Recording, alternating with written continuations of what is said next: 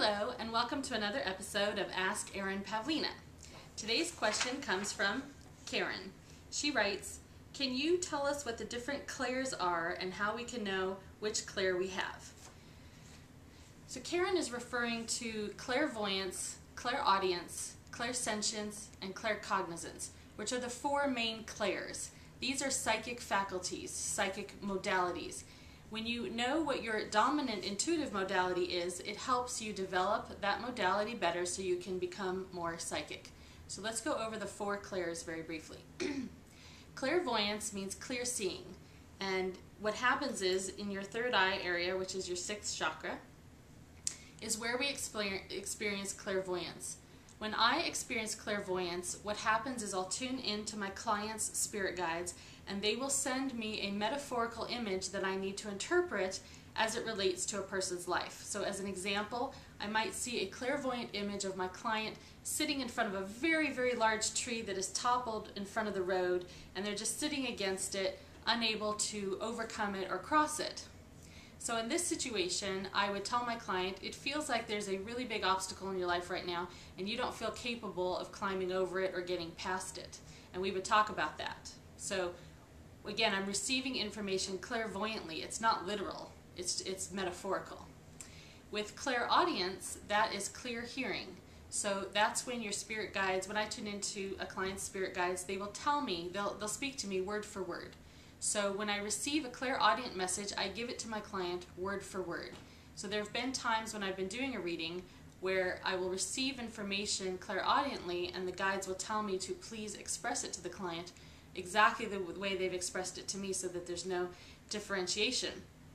In those cases, usually what I'm telling the client has significant importance to them. It's very, very specific and it's something that they needed to hear exactly that way. As an example, I recall telling one client something, I don't remember what, and he said to me, "Wow, that's exactly what I wrote in my journal last night, word for word." So again, if the guides hadn't given it to me clairaudiently, we wouldn't have had that significance and that impact.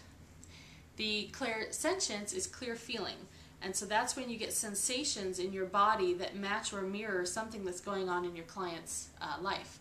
Sometimes when I tune into deceased people and they indicate to me how they've died, I feel it clairsentiently. So if a deceased person has shot themselves in the head, for example, I might feel a sudden sharp pain in my head where they've shot themselves. One time I can recall doing a reading for a family who was reaching out to a deceased husband, and I felt a crushing sensation in my chest and a crushing sensation in my head. And I felt like I was buried under a lot of rubble or a lot of wood. And so when I expressed this to them, they confirmed for me that their person had died in a building had collapsed on him. He was an electrician, and while he was working on this new structure, it had collapsed completely on him and crushed him and buried him, and he did suffer injuries in the areas that I had detected. For me, when I receive information like that clairsentiently, as soon as I've passed on the information, the sensation is relieved inside of my body because I don't want to feel that for very long.